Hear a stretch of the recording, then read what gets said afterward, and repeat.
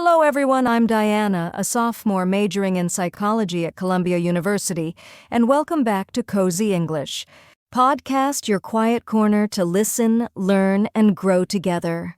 Today I'm thrilled to share an extended tale of how serendipity wove its way through a single day on Morningside Heights, leading me to meet Simon, the senior, whose unexpected presence turned an ordinary routine into something unforgettable.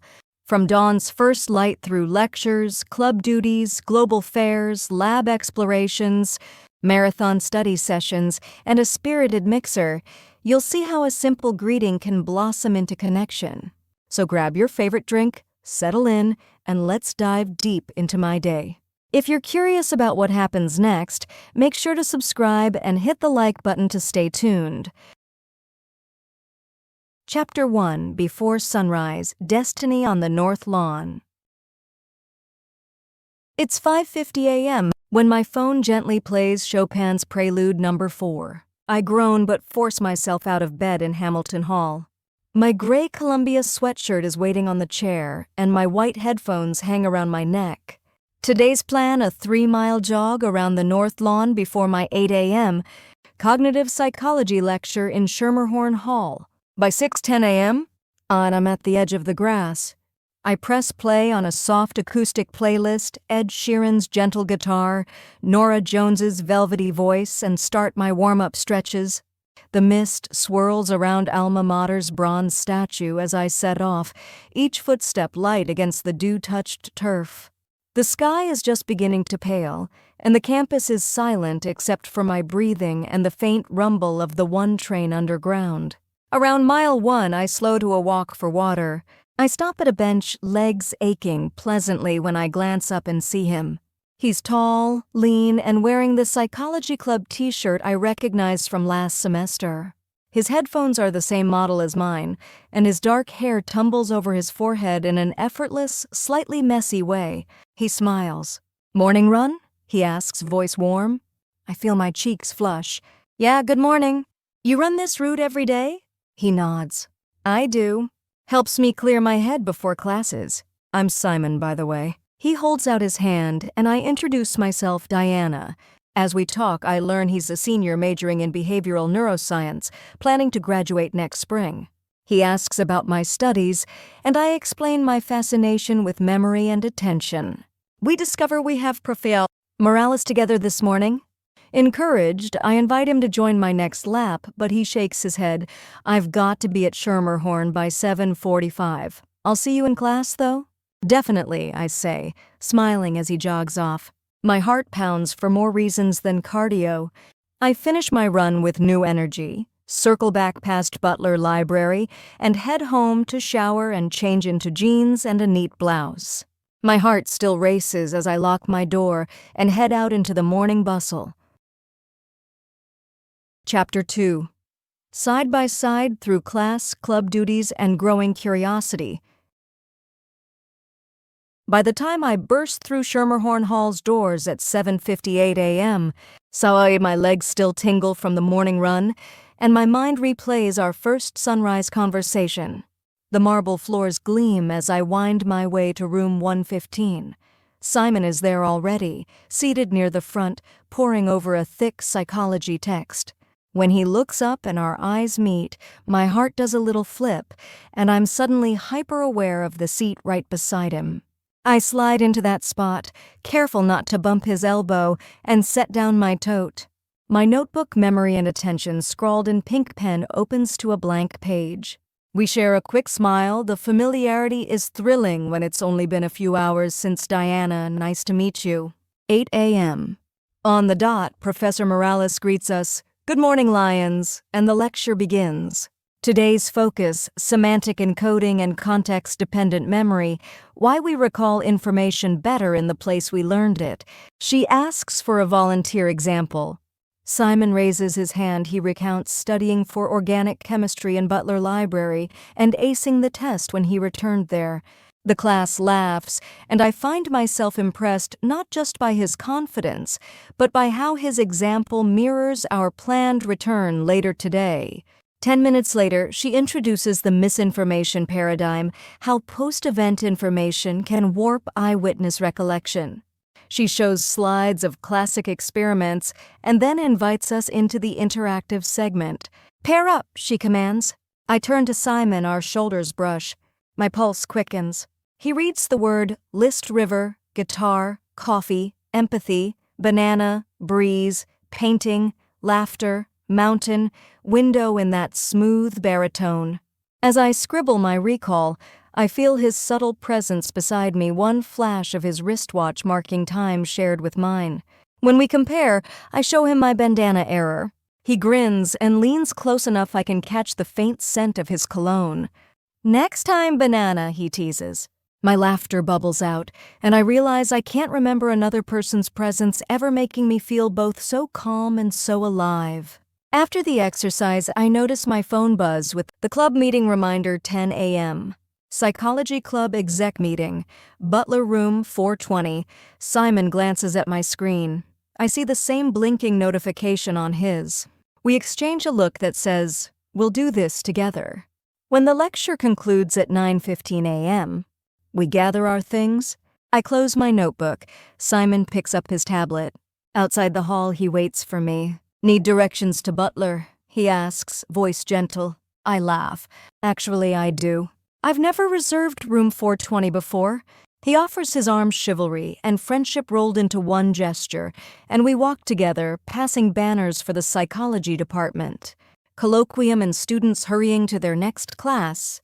As we stroll, we chat about upcoming assignments, the perfect coffee-to-study ratio, and whether Prof. Morales' flash mob case study might make it into our final project. We arrive at Butler's stately entrance at 9:30 a.m., step inside and pause under the rotunda's dome. The hush of scholarly ambition fills the air. Simon turns to me. "Thanks for walking me here," he says, genuine gratitude in his eyes. I realize this simple journey has already shifted my campus routine in ways I never predicted. Chapter 3. Study Abroad. Fair and Lab Shadowing.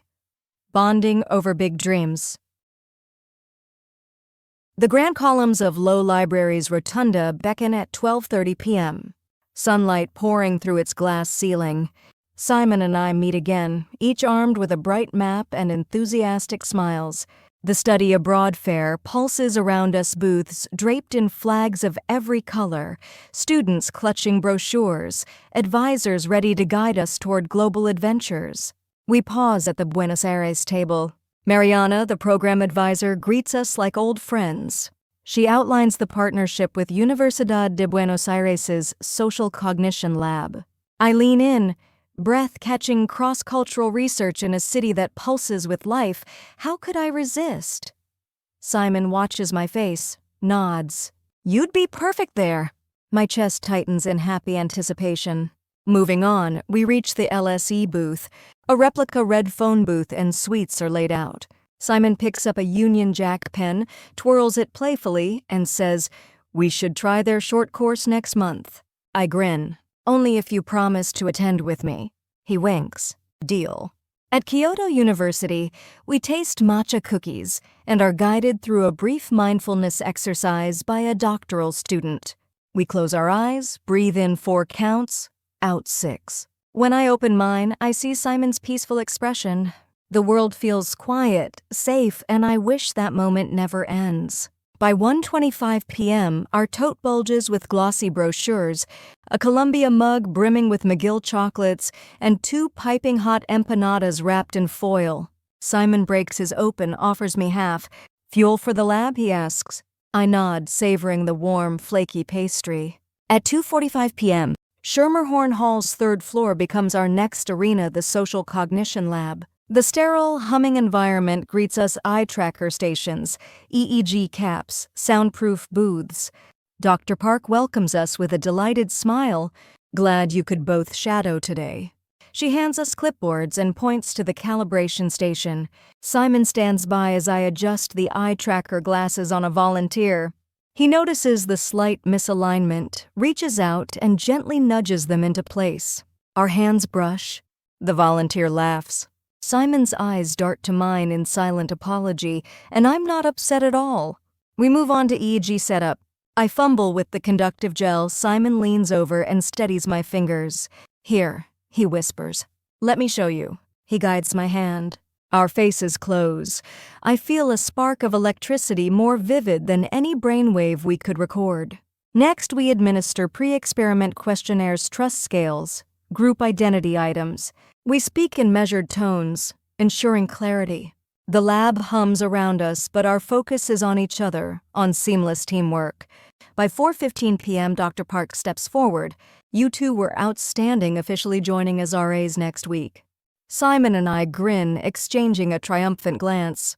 We collect our things, clipboards, pens, half-eaten checklists, and step out of the lab, the buzz of accomplishment mingling with the thrill of shared purpose.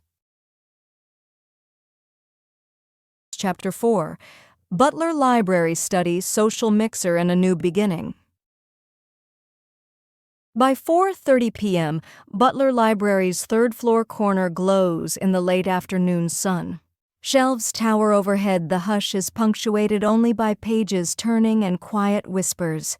Simon and I claim our spot at the round table, our textbooks, notebooks, and green teacups neatly arranged. Our study session unfolds not in rote memorization, but in rich dialogue. I recall how our lab's participants slowed down in the social loafing experiment. Simon connects it to his own experience in a group project where no one wanted to lead until he did. We laugh over the parallels, our voice weaving theory into campus reality. We pause only to sip tea or share a bite of leftover empanada.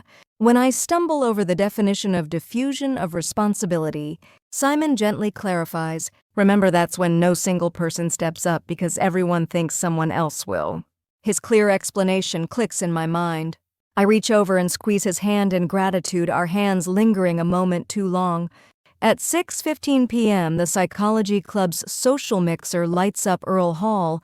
String lights drape the ceiling, snack tables groan with treats, fruit skewers, mini empanadas, chocolate brownies. A wall of inspiration displays quotes from Rogers, Bandura, and Zimbardo. Simon appears beside me, tucking my scarf around my neck. Ready? He asks. We enter together. He guides me to alumni I'd not yet met, sharing my introduction with warmth and pride. We pose for photos under the fairy lights, arms around each other's waists, laughing like we've known each other far longer than a single day. During an icebreaker debate, nature versus nurture, Simon and I are paired. I champion environment, he defends genetics. We banter, bump shoulders playfully, and our laughter fills the hall.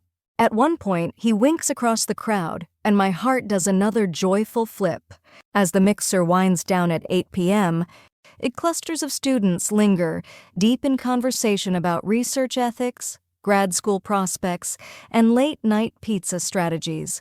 Simon takes my hand. Walk me back to Hamilton? The campus path glows under lampposts. We walk slowly, the night air cool against our skin. We share our favorite moments, my dawn jog, the memory experiment laughter, the globe-trotting dreams at the fair, the lab's pulse of discovery, the depth of our study dialogue. At Hamilton Hall's entrance, he turns to me. His gaze is soft and earnest. Diana, today was more than special. It was perfect in its own way. Can we see each other tomorrow? Maybe another study session? I smile, warmth flooding through me. I'd love that, Simon. He leans in, and beneath the soft glow of the hallway lamp, our first kiss is as gentle and promising as the sunrise that brought us together. Thank you for joining me on this deeply special episode, Lions. I never expected a morning jog to become the start of something wonderful, but life on Morningside Heights always has surprises. I hope this story inspires you to embrace serendipity and cherish unexpected connections. Until next time, stay curious, stay cozy, and keep practicing your English. Good night, Columbia. See you soon. If you enjoyed this story, don't forget to subscribe and give this video a thumbs up to stay tuned for more cozy English stories.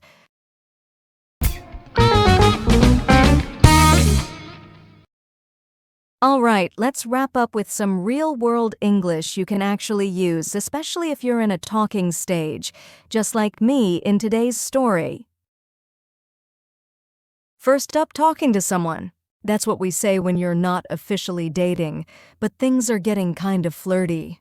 Like, we've been talking for a few weeks now. Vibing means you just click with someone. The energy's there, you know? Like when you say, "We were totally vibing at the party." Crushing on someone. Yep, that heart-racing, can't stop thinking about you kind of feeling. You might say, "I've been crushing on him since day one." And if you're brave, you shoot your shot. Go for it. Say how you feel. Like, just shoot your shot and tell her how you feel. If you're being playful, you're probably flirting. A little tease, a little charm. For example, are you seriously flirting with me right now? Low-key into someone, that's when you're trying to play it cool, but your heart's not hiding it well. You might say, "He's low-key into her but won't admit it." But be careful, you might catch feelings when you least expect it. Like in, "I didn't mean to catch feelings, but I did." Now, if someone disappears with no warning, that's called ghosting. Ouch, as in, he ghosted me after our last date. A thing is what we say when two people might be something, but nobody knows for sure. For example, "I don't know what we are, but I think we have a thing." And sometimes things just fizzle out. No drama, no fight. Just gone. Like, we were talking for a while, but it just fizzled out. So yeah, love in English, it's got its own slang. Use them well, or at least don't get ghosted.